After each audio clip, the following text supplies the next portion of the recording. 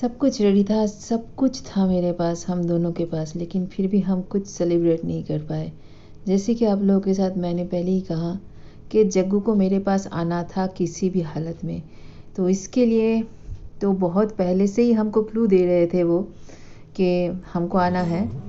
चलिए पहले वाला इंसिडेंट आपको बताते हैं। ये है लोकनाथ बाबा।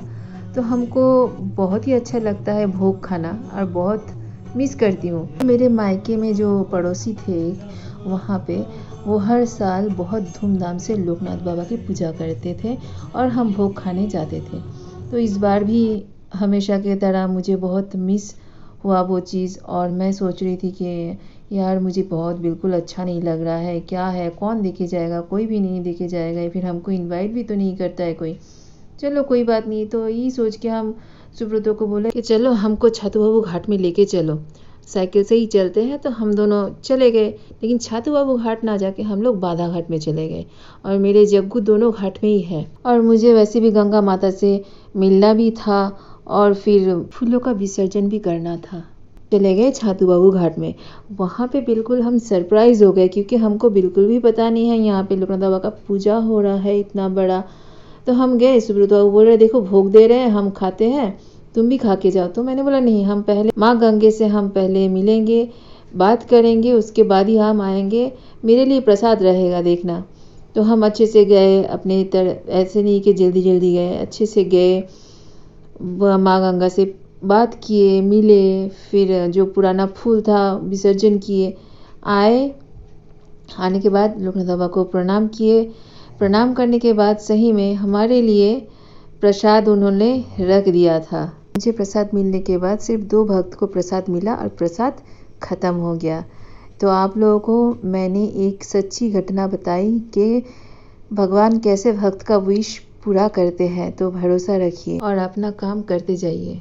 मोरल ऑफ द स्टोरी ये है कि भगवान अगर खुद नहीं आ सकते हैं, तुमको ज़रूर उनके पास खुद बुला लेंगे, और तुम्हारे लिए जो चीज़ है वो तुम्हारे लिए रहेगा ही, चाहे वो आखिरी में एक ही पीस क्यों ना हो, तुम्हारे लिए वो ज़रूर रहेगा।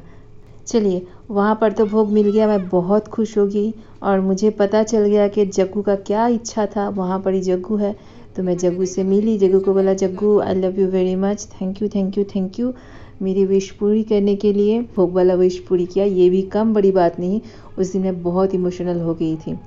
अब तो आप लोगों को जय जगन्नाथ पहले बोलना ही होगा, क्योंकि हम सेकेंड स्टोरी बताने जा रहे हैं जो फिलहाल में ही हुआ है। जगन्नाथ का लीला अपरंपार, हम इंसान कभी नहीं समझ सकते। जी हाँ, 20 जून सीधा रथ था। मंगलवार को हम लोग बाइक खरीदने जा रहे हैं। सुबह 11 बजे निकल गए, और सुबह 11:30 बजे मेरे जगन्नाथ से मुलाकात हो जाएगा, बिल्कुल भी एक्सपेक्टेड नहीं था हमको। जैसे ही मैंने देखा रथ आ रहा है, वो भी मेरे जग्गू का रथ आ रहा है भाई बहन के साथ, तुरंत ही गई पुलिस के पास। पुलिस खड़े हुए थे, तो क्या हुआ, मैंने उसी के पास एकदम जाके खड़ी हो गई। रास्ते में ही चप्पल खोला और रस्सी को खींचा, रथ को धकेल दिया, जग्गू को बोला चलो तुम अभी जाओ। मैं बहुत खुश हुई, जाने के टाइम पे तुमसे मिल गई, और मुझे बिल्कुल भी पता नहीं था कि आने के टाइम पे हम मिल नहीं पाएंगे। शायद इसीलिए जग्गू खुद आ गए मुझे दर्शन देने, और फिर हम निकल गए खुशी खुशी बाइक खरीदने के लिए। जग्गू को सब कुछ पता रहता है। हमको बाद में ये मालूम हुआ, फील हुआ कि वो खुद चल के आ गए हैं मेरे पास, वो आना चाहते हैं। इसलिए बोले कि भाई तुमसे तो होगा नहीं, हमको पता है तुम टायर्ड हो जाओगे, फिर मुझसे मिलने भी नहीं जाओगे, और फिर मुंह फुला के घर में बैठ जाओगे कि हम आ नहीं पाए, ये कर नहीं पाए, वो नहीं कर पाए। इससे अच्छा है कि हम खुद ही आ जाते हैं, तुमको कम से कम रिग्रेट तो नहीं रहेगा कि हमसे मिल नहीं पाए, रस्सी खींच नहीं पाए। तो मतलब क्या बताऊँ, सही में बहुत बहुत खुश हुई थी। ऐसा है मेरे जग्गू फ्रेंड। जी हाँ, बिल्कुल ही चुलबुला सा है, बहुत प्यारा सा है मेरा जग्गू फ्रेंड, क्या बताए हमको। मतलब आप लोगों से क्या बताऊँ, जब मैं ये रिकॉर्ड कर रही हूँ तो मेरा गला भी काँप रहा है कभी कभी, और मेरे आँखों में आंसू भी आ रहा है। सच में जब वो खुद आना चाहेगा आपके पास, वो खुद आ जाएंगे, और जब नहीं आ पाएंगे आपको बुला लेंगे, ऐसा ही है। चलिए तीसरा जो इंसिडेंट है वो आप लोगों से शेयर करती हूँ। जैसे कि आपने पहले वाला वीडियो में देखा है कि 5,000 रुपये हम लोगों का खो गया। जी हाँ, हमको ये बात बाद में पता चला। बहुत ज़्यादा सोचने के बाद एक दिन तो पूरा सो नहीं पाई, फिर दूसरे दिन भी सो नहीं पाई, फिर सोचने लगा ऐसा कैसे हो गया। तो बात ये हुआ था, आप लोगों ने देखा है कि मैंने एक वीडियो दिया है, एक क्लिप्स दिया है जहाँ पे जगन्नाथ का मूर्ति सेल हो रहा था, जो कि कोई भी रथ में नहीं होता है, पुरी के अलावा। जी हाँ, अब मैंने तो कभी नहीं देखा, आप लोगों ने देखा होगा कहीं पे सेल होते हुए, बिना मतलब पुरी के अलावा कहीं और सेल होते हुए देखा होगा मेले में, तो हमको कमेंट करके ज़रूर बताएं। मैंने नहीं देखा अपने लाइफ में। तो वहाँ पे खड़े होके हम पैसे लेके बोल रहे थे। बाकी का लीला जो है जगन्नाथ जी के, वो सुनने के लिए और देखने के लिए नेक्स्ट ब्लॉग में बने रहिएगा।